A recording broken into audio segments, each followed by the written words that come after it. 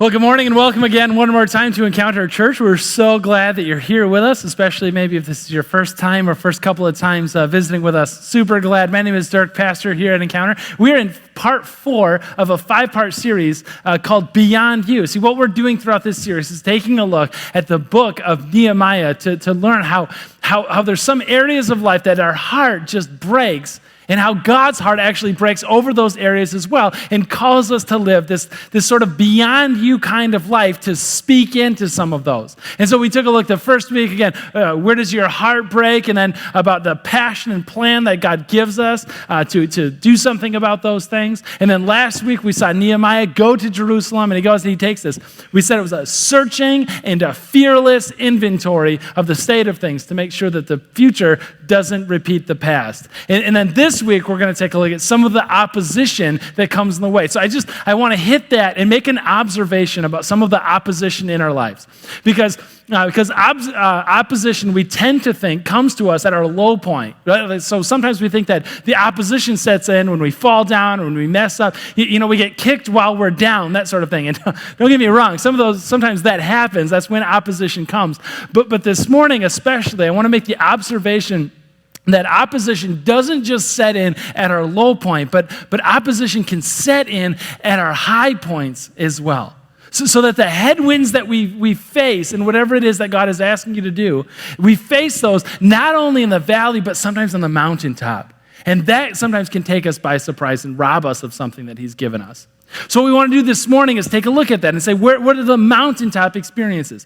So, for example, some of you were running in the Riverbank Run yesterday. Don't try to deny it, because that's all I saw on my Facebook feed all day. So I know that a lot of you were out there running, and what some of you runners know to be true, and I've talked to a few of you about this as well. I'm not a runner, but so I get my information from other people. But you say that the headwinds or the opposition that I face, the discouragement, it doesn't always come like the scariest ones. Doesn't always come when I run out and I have a terrible run. When I go out and my pacing was off, my time was off, I couldn't run very far, very hard. It wasn't all firing. It wasn't good.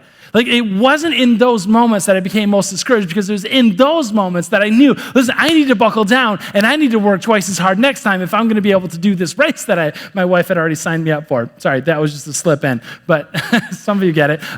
No. Some of you know that it's not just in the valley that opposition comes, that headwinds come, but it's on the mountaintop. It's like a month before or 2 months before the race. You go out and you have an incredible run, and the timing is right, the breathing right, the stride, everything just comes. It comes all into sync. And it's just perfect. And then it's those moments on the mountaintop where you go, I got this. I don't need to do anything about this. I got this thing in the bag. In fact, I can take the next couple of days off. I can take the next week off. It doesn't matter, because I got this. And then, of course, the competition comes or the race comes, and you realize, I don't have this. Right? And it's not because of what happened, the headwinds or the opposition that you face in the valley, but on the mountaintop. Some of you also know that this is true in marriage, or in your dating relationship, or whatever relationship that you have. Some of you know that it's not necessarily in the valley, it's not necessarily in this place where you're not communicating well, or you're not seeing things each other's way, or you're not stepping into each other's shoes. Some of you know that in the valleys, those times when you fight over every little thing, and every little thing spirals into some big thing that's maybe 10 or 12 years old, and it's never about the dishes, but it's about that huge thing that happened so many years ago, and you're looking at that and going, we need help. We need to talk to somebody. And opposition, those headwinds, don't often come, or don't only come in the valley of those moments when you're looking outside of yourself, when you're asking for help, when you're talking to somebody. But it really happens, the oppositions, the headwinds come on the mountaintop where you think, I don't need to do any of that stuff. I don't need to talk to somebody. I don't need a date night. I don't need to go. I don't need to share anything. We're good. We don't have to do anything, because after all, we're on the mountaintop. And looking back, it might be on the mountaintop that the opposition, that the headwinds were the fiercest, and we simply weren't expecting it. And that, friends, is exactly what we see in the Bible story this morning in the book of Nehemiah. Just to catch us up on a pace in case you're new here, we've been looking through the book of Nehemiah. And Nehemiah is a guy who was cupbearer to the king of Persia, which means he had a very cushy job working for one of the most powerful people in the world. And he gave up all of that because his heart just broke for the city of Jerusalem, where his ancestors were from, and where we get every indication that he's never even visited before. But his heart breaks for this place in Jerusalem. And so he calls together this passionate plan from the king, and he gets all the building materials and a small guard, a small army to escort him back to Jerusalem so he can come back, survey the walls, and rebuild the city. And it worked. I mean, it was incredible. Nehemiah got to work. He made it public. He brought everything in. He gets everybody working on rebuilding the city. And you could just like see the progress from day to day as the walls, the city fortifications in Jerusalem go up. And they start to think that they have something to be proud of once again. And as the walls get higher and higher, it's almost like the opposition, the headwinds that Nehemiah faced got heavier and heavier and heavier until we come to this critical juncture, this critical point in the story today in Nehemiah chapter 6, where we see he's just about to finish the walls when the opposition, the headwinds, get the greatest that they ever will be in the story. So I invite you to turn to that now. Nehemiah chapter 6, Bibles under the chairs in front of you. We're a Bible app-friendly church as well, so if I see a blue screen, I'm just going to assume that you're not checking or your Facebook and stuff, that you're like following along the Bible story. So that's a nice thing. Nehemiah chapter 6, we're going to start it out in verse 1, where it says this. It says, when word came to, there's a few names here. You don't have to remember them all, but it'd be nice to remember Sanballat. When word came to Sanballat, Tobiah, Geshem the Arab, and the rest of our enemies, that I had rebuilt the wall, and not a gap was left in it, though up to that time I had not set the doors in the gates. A pause. I just want to make a note. Sanballat, Tobiah, Geshem the Arab, some of these names, and I was like, where did these guys come from?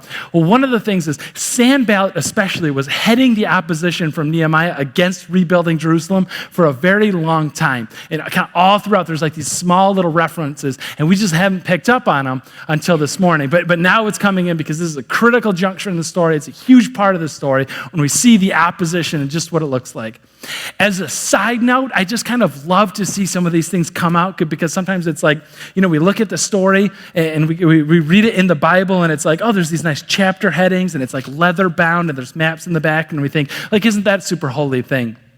And it is, don't get me wrong. Like, don't quote me on that. Like, it totally is. But the significance of that is sometimes we forget that these are actual historical documents as well. And they're grounded in history with like real life people. Now this one, Nehemiah, is kind of a memoir of the leader of Nehemiah looking back on this.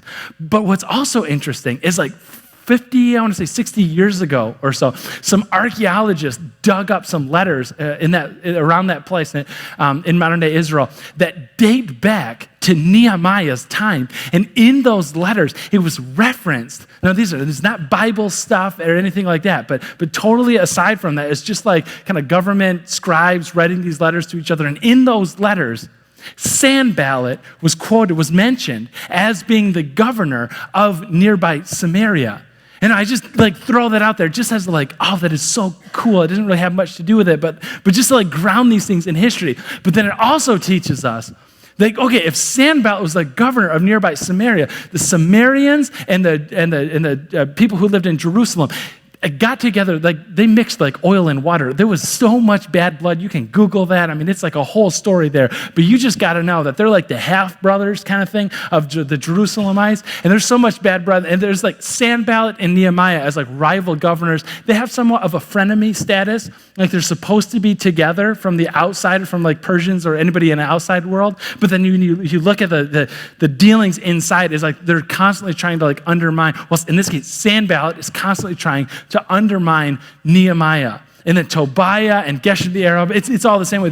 These are the head people that are leading the opposition against Nehemiah. Okay, now in verse 2, Sanballat, one of them, just as they're finishing off, right? So they got the whole wall done, not a gap in it, and they just have to finish the gates. It's like 99% there, like so close. And then Sanballat and Geshem sent me this message. He said, hey, come let us meet together in one of the villages on the plain of Ono. We're not going to do the maps thing where you're like, oh, this is exactly Ono, and this is something you're going to forget 2 seconds from now. So we're not going to do that. But you should know that Ono it's like a day's journey away So it's not an unreasonable request, but it's not a great one either. It's a day's journey of him being away from the wall one way. You spend a day like having breakfast or coffee or something like that in Ono, and then you presumably come back for a day. So you lose a few days at least in travel and hanging out there. And it's far enough away that it's not like it's in enemy territory, like a bad place, but it isn't exactly friendly territory either. And so he starts to like put this thing together like, wait a second here. Why would I take a time away from this project and like go and hang out with you guys in Ono? Like something, it doesn't quite pass the smell test. So Nehemiah, again, writing in the rear view, he writes this, he goes in his memoir, but of course they were scheming to harm me. So I sent messengers to them with this reply. And before we see what the reply is, I want us to notice something. Like he knows when he's going to get there, it's a trap. He knows that they're scheming. He knows, listen, all my enemies, they want to like lure me a days away from home. He knows that this might not go well. And he also kind of knows that it isn't a terrible opportunity for him to be there if it does go well. Because he also knows that Tobiah is a governor. He knows that Sanballat's like the chief enemy governor of Samaria. He knows that it would be a good thing to have these people like on his side. I mean, he's going to be the governor after all this is done. So wouldn't it be not a bad thing? Wouldn't it be kind of a good thing, in fact, is to build up all of these relationships with his like governor buddies in the surrounding areas? Maybe if he took time away from the city fortification project and it took time away from that, maybe he could build up a relationship where there wouldn't be so much opposition or there wouldn't be so much headwinds coming in. And at this point, I want to just pause. And I want to invite you into the story. Because you probably have some project that you're working on, or you probably have some heartbreak that God has given. You have something that God has asked you to accomplish. And if you're not entirely sure, if you don't have a crystal clear image what that thing is in your mind, I'll just give it to you. Because our task as followers of Jesus is to become like him in every way. So if you're not exactly sure, like, what's my big project? What is my heartbreak? What am I supposed to do? In a very general sense, but specific to you, you're supposed to look and live more and more like Jesus all the time. And so that's like this great project that's working on. And then good opportunities might come along. Good opportunities might come along to first kind of opposition, to distract you from the great thing that you're supposed to be doing. Jim Collins, in his book Good to Great, he said, the enemy of great isn't terrible or isn't awful. The enemy of great is good enough. It's good enough, being distracted by 100 good things and never actually accomplishing the main one. And so Nehemiah takes a minute and he's just about to give them his reply. And I just think this next line is so important because it has the power for you to speak over whatever situation, whatever distraction there is in your life. You can use these words, and I think they're going to be so critically important for the rest of the message and also for the week and months, years ahead, and whatever great project that God is laying on your heart, breaking your heart with. Say these words over. Let's read it. And it says, Nehemiah says, give him this reply, I'm carrying on a great project and cannot go down. Now he finishes it up and he says, why should the work stop while I leave it and go down to you? But it's that first line above the period, before the period, where that one singular line I think is just so incredibly important.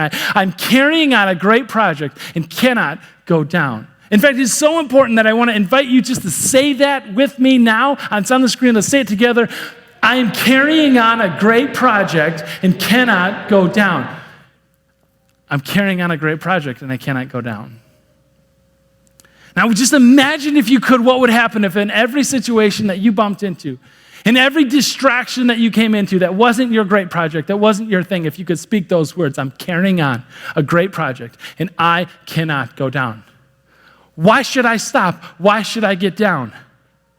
Like whatever the project is, and by the way, one of my favorite parts about this line is that we read it sometimes in English here out of our like leather brown fancy Bible, hardcover Bibles, and it's all like, it's nice looking. It says, I am carrying on. It's easy to read it that way and to assume that Nehemiah is such a great leader and he has such a great project ahead of him. Like, wow, is this about Nehemiah. But if you look at it in Nehemiah's own memoir, in the language that he had himself had written it in, you start to see that the first couple of words about I am, like, aren't even there. That's the subtext. The emphasis in the line is about the great project that he is involved with, that he's been honored to participate in.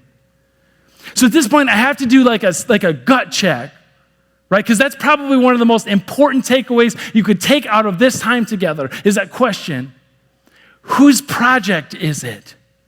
Like, is it your project? I mean, it's your heartbreak too, sure. But does his heart also break for this thing? Or is it really just about you or about me?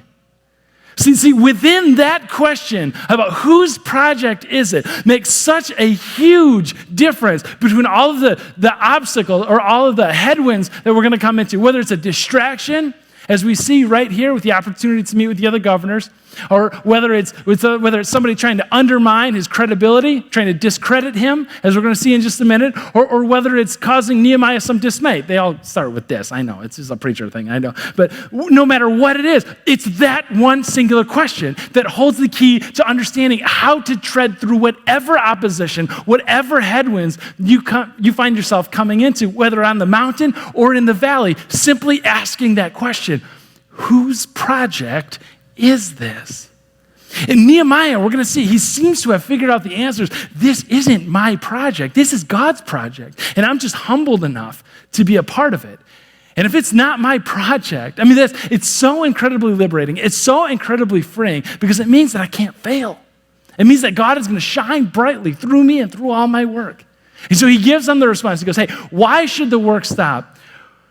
Well, I leave it, and I come down to you and spend a couple days. And then we're going to continue on the line, and it says, in verse 4, four times they sent me the same message. And each time I gave them the same answer. Like they kept coming back and coming back and coming back. Hey, let's go meet us on the plain in the village in Ono. And every time he came back and he said, I'm carrying on. I'm going to add God's great project, and I cannot come down. Remember, it's a good thing for him to build up these relationships. Maybe, as Jim Collins says, not a great thing, but it's a good enough thing. And Nehemiah, he sees the distractions that lie ahead of him, and he goes, no, this isn't for me. And he gives him that line, I'm carrying on a great project, and I cannot come down. Whatever your area of heartbreak is, whatever your area is, your great project that God has laid on your heart, whatever that might be, just what would it mean? What would the difference be? As if every time a distraction from that singular greatest thing came up, as if you looked back and you said, no, I'm carrying on a great project, and I cannot come down. You know, embedded within that line, and I love this, is that it has the ability to say no. I can't. I'm sorry, I can't. I have something more important. I have a yes that I need to say yes to. So I have to give you a no. I can't come down. No, I'm sorry. Somebody told me, like starting out, somebody told me that when you say yes to something, you're saying no to all kinds of other things that you don't even know what those things are yet. So just tread carefully saying yes. And I used to say yes like all the time. Like, again, Encounter didn't have any people at it, so like I could just say yes to everything, especially in the first year, right? Where I'd go out and people wanted to let's go have a meeting, and I'd say yes. And they're like, hey, let's go out for ice cream or out for coffee, and I'd say yes. Hey, let's have a meeting, and I would say yes. Hey, can you do the speaking thing? And I'd say yes. Let's have a meeting, and I'd say yes. Did I mention anything about meetings so far at all? Maybe that's just me, but right? There's so many good things that I could say yes to. And so I found myself like spending 5-6 nights away from home, 6 nights away a week, saying yes to things that weren't even the greatest thing. Until September 16 rolled around, and I held like a little 7-pound person, and other people started referring to me as Dad. And I realized that the greatest project that I had nothing to do with this, had nothing to do with job, had nothing to do with church, had nothing to do with this movement. The greatest project that God had given me was pouring into this person. And so I find myself in my own way at the time saying no, and now like using these words. No. Can you come out? Can we do this meeting? No, I'm carrying on a great project, and I cannot go down. I just can't. And so I made a commitment of saying 2 nights out of the week, I'm going to be away. And all the rest of them, I'm going to be home. Because after all, I'm carrying on a great project, and so I cannot go down for just anything. Okay, that's me. And some of you are going, yeah, right? It's because you work for a church. And you can literally stand on stage and say something like that. Like, we have a lot of names for my boss, but Jesus isn't one of them, right? You work for Jesus. There's no way. Yeah, that may work for you to stand on a stage to say these sort of things, but that's not going to fly at my office. In my office, if you're going to stay in the inner circle, like, you have to put in the time. And you have to make sacrifices, and so I just want to like do one of those gut checks and say, wait a second, is that the great project? Like, is that the area of heartbreak that God has given you? Is that what he has called you? If it is, like, all in, 100%. But sometimes over the course of time, things change, and you're going, I'm not sure that is anymore. And so when those things come up, when those good opportunities come up, that isn't everything, I just wonder what would happen, what the power would be, what the difference in your life over a long period of time. If you look back with Nehemiah's words and said, I'm sorry, I'm carrying on a great project, and I cannot come down. Try to maybe say that to yourself and not to somebody else without some context. Maybe send them a link or something to understand like what in the world that you're talking about. But you have a great project. Maybe it's a job thing. Maybe it's a family thing. Maybe it's just like a get out of debt thing. And you're like, this is what, like for the next year, I'm going to go all in. I'm going to go hard at that thing, right? And I'm going to finally do this thing, right? And you got your debt snowball, right? Some of you know exactly what I'm talking about, maybe a little too well. And it's like, it's going and you're making progress and you're seeing progress. And you're like, yes. And then opportunities come up about a vacation or about a new trinket or thing to buy or phone or something. And I just wonder what difference that it would make if you spoke into that and you say, no, I'm carrying on a great project and I cannot go down for just anything. The first opposition that Nehemiah runs into is just a huge distraction. And he's able to cut through that and say, no, that may be good, but I'm carrying on something great from God. And that is so much more important than that, because Sanballat now won't give up. He switches tactics a little, and now he tries to undermine him from the inside. Right now he tries to discredit him. He goes on the line, he goes, okay, 4 times in a row, they did that message thing. In verse 5, then the 5th time, Sanballat sent his aide with the same message, and in his hand was an unsealed letter. Keep in mind, letters were a scroll, like written up with some wax and then a stamp on them, so that as the messenger carried it, and if the messenger were to deliver a message with the seal broken, it might be literally his head on the hook or. That got a little graphic for Mother's Day, so I'm sorry about that. But you get like the importance of sealing a letter, right? But now Sanballat sends an unsealed letter. I mean, it's just open for everybody to read. And believe me, they would read them. I mean, it's almost like just posting an open letter online. The point was for as many people to read it as possible, which makes kind of a difference when this is what the content in the letter is. By the way, inside the letter it's written, it's reported among the nations. Oh, and by the way, Geshem says that it's true. Geshem was sort of against this thing from the beginning. He has everything to gain from Nehemiah's failure. But besides that, it's reported among the nations as the ancient culture equivalent of, hey, some people are saying that, and we see the content of the letter, that you, Nehemiah, and the Jews are plotting to revolt. And therefore you're building the wall. Moreover, according to these reports, you're about to become their king, and have even appointed prophets to make this proclamation about you in Jerusalem. This proclamation, there is a king in Judah, and now this report will get back to the king. So come, let's get together in Ono again. If you could, we've got something for you there. You see what he's doing? Like, it's so clever on Sanballat's part, because it's not even about Nehemiah and what Nehemiah is going to do. There's nothing he can do, because it's about everybody else that's now paying attention. He's spreading the rumor that Nehemiah is going to revolt against the king of Persia by becoming a king himself. It's essentially like Nehemiah saying, we're going to take Grand Rapids and we're going to declare war on the United States of America. And it's like, yeah, that's going to go super well for you, right? But if everybody around town was starting to look at their governor as somebody who wanted to become king and was going to do this, the whole city of Jerusalem was then going to lose confidence in Nehemiah and his leadership and his governor. And they're going to turn against him saying, why on earth would we do that? Why on earth would we install you as a king?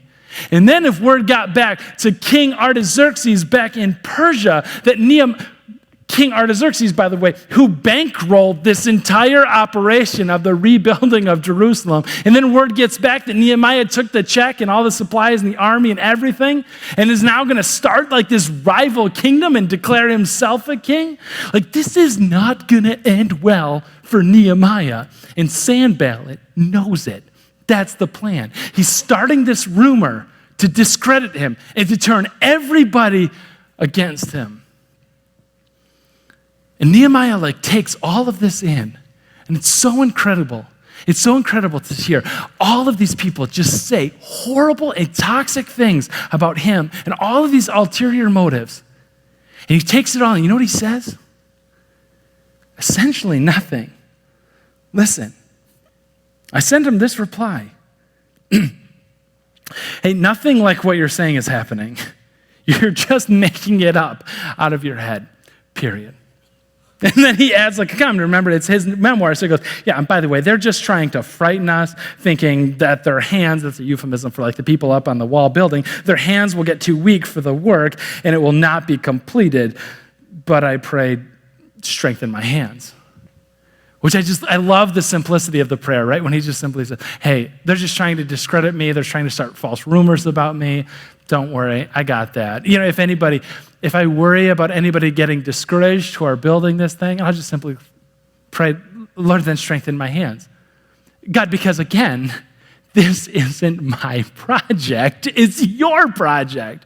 It's your thing that you're going to do, you're going to accomplish on your scale, and your timeline, in your way. This is your project, not mine. You know why I think that Nehemiah can sleep so well that night, knowing that there's so many horrible rumors being talked about him from all over? I think Nehemiah knows that banked behind him is a massive amount of character. For this while, all of the people that worked with him, all of the people that knew him well, they all knew that he was a person of character. They knew that he wouldn't cut the corners of his character in serving out on God's project, because what's the point? It's not his project anyway. It's God's project. And everybody else, they noticed that. They noticed that he was a person of character. And so by the time this came around, he knew that everybody else knew that they wouldn't believe it because they worked with him and they lived with him. And if that dangerous situation got back, that the word or the rumor of him being installed himself as a king got back to the king of Persia, Artaxerxes, then he would know that Artaxerxes wouldn't believe it, because he served in Artaxerxes' court as his right-hand man for years and years. And Artaxerxes has seen his character live out again and again and again. And so he could sleep well at night knowing that everybody else knew that he was a person of character. I read earlier this week, I love this line, so I thought I'm going to share it with you. It says that character beats competency every time. And the person went on to say, isn't it true that if somebody had enough character, and if they were charging the gates of hell with a water pistol, you would follow them. Maybe not literally, that's something, but you would follow that person because of the incredible amount of character that they have. Character beats competency every time. And Nehemiah knew that he's been going about his entire life, making these daily deposits of character. And it wasn't developed overnight. Character isn't developed overnight. Character isn't developed in a day, but it is built daily over his entire life, so that by the time a rumor starts spreading around, Nehemiah's like, listen, anybody who knows me knows that that's not going to be true. So I'm not even going to worry about it. Sanballat tries to distract him. He tries to discredit him, and now he causes him dismay. He causes him to fear. Listen to what his last plan. He goes, okay, now one day, Nehemiah talking, one day I went to the house of Shemaiah, son of Delaiah, the son of Mehetabel, who was shut in at his home. Pause. This is a guy that wouldn't get off the wall for anything, to any sort of distraction, except he does for this Shemaiah fella. Now, we don't know anything about Shemaiah other than he is worth Nehemiah coming off the wall for. So we know that these guys are probably pretty close. And Sanballat goes to his friend Shemaiah and says this. He said, this is what Shemaiah said, "Let us meet in the house of God inside the temple." You're not supposed to do that. "And let us close the temple doors." Why would you do that? Okay, because men are coming to kill you by night. They're coming to kill you. So Shemaiah is like, hey, someone told me, probably Sanballat told me, that he has sent some like secret assassins to come get you at night. Like, Nehemiah, I think we should run to the temple and like close up the doors. That is a tricky plan because, and Nehemiah, he sees through it because, well, what makes it so insidious is that you are technically allowed to go into the temple if a situation arises. He wasn't a priest, and only priests were allowed to go into the temple. But if you would it says in Numbers that if you were to murder somebody or like on accident, or hurt somebody on accident, and if their family wanted to take revenge on you, you could hide out in the temple and wait for a judge to arrive and hear the case and make a just ruling about it. You could take sanctuary in the temple in God's presence. And Nehemiah knew this isn't one of those situations because this is just speculation. This is just rumor that these assassins are coming. And so he knew that if he did that, if he hid out in the temple, number one, everybody would see through it and he would discredit himself. And number two is that if everybody else saw their leader, their governor, hiding and cowering, breaking the rules by going into the temple, they would completely lose trust in their leader. But after all, wouldn't you say, Nehemiah, aren't you terrified? Aren't you so scared?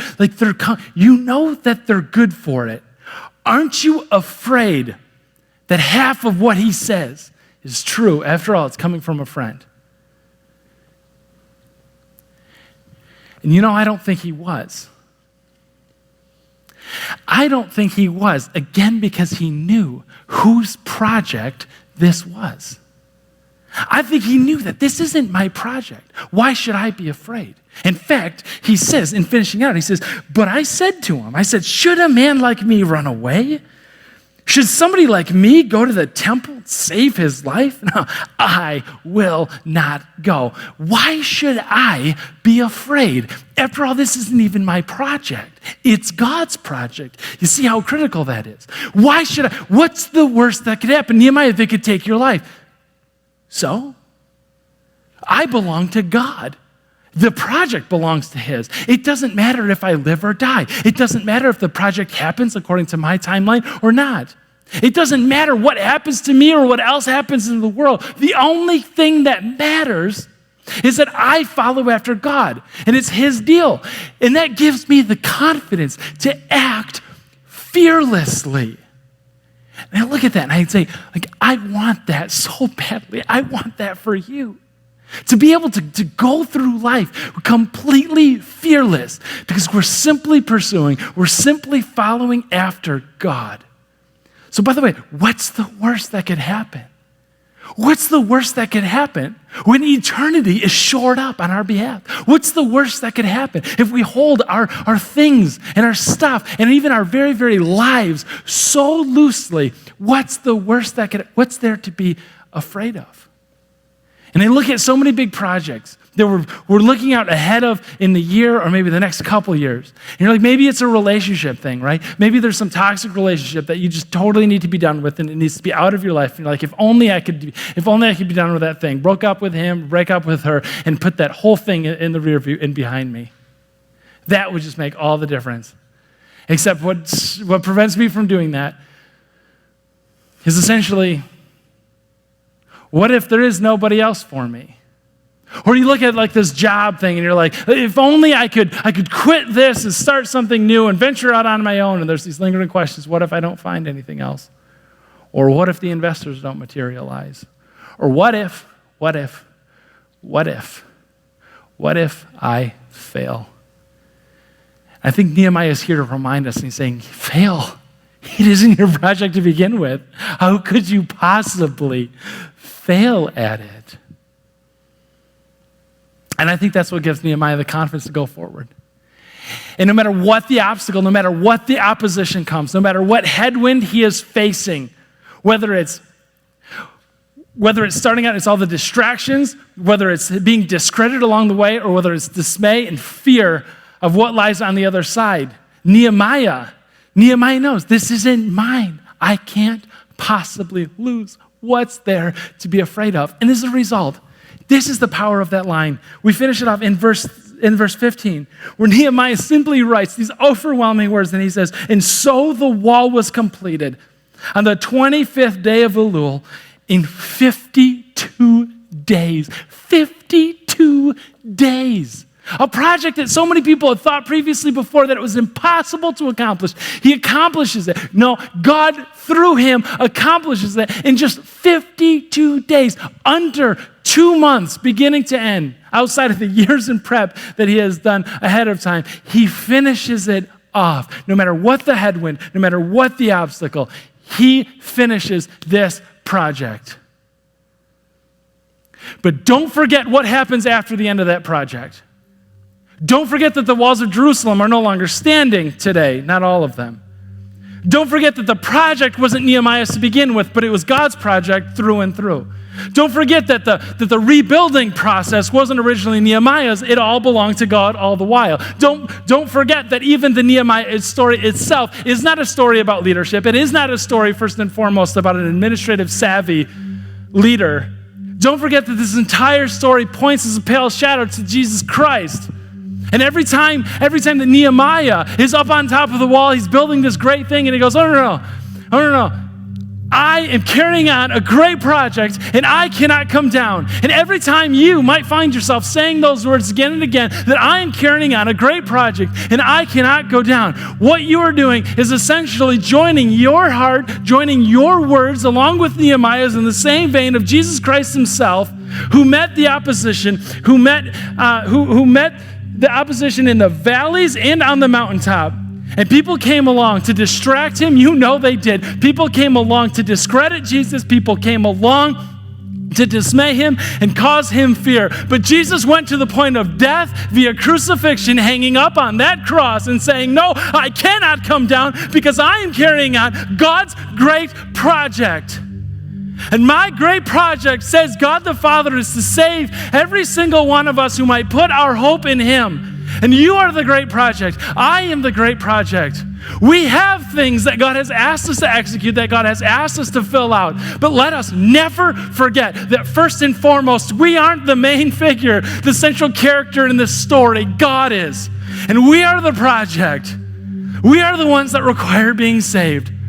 Is that God is looking into us and he's saying, may you not have fear over distractions, over being discredited, over your dismay. May now you not worry about that. It isn't your project to begin with. In fact, you aren't doing the project. You are the project. And I will save you.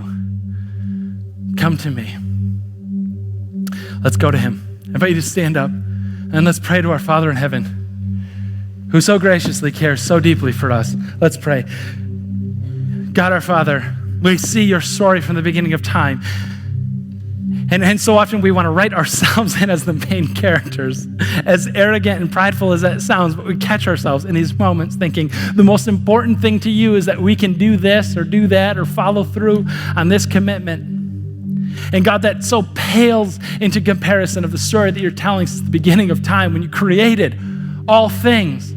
And you watched as we started to spoil this beautiful creation of yours, and yet you call it all back to you, seeking out and saving every last thing that was lost so that, Lord, you could put it all together in something beautiful once again. God, we so desire to hear your redemptive story told to us and live inside of us new every single day. God, as we go through the week and in the month or years ahead with that great project in mind, may we not be afraid. May we not be discredited. May we not be dismayed. Lord, may we not be distracted by everything that comes up, but let our eyes be fixed on you, Jesus Christ, in whose name we pray. Amen.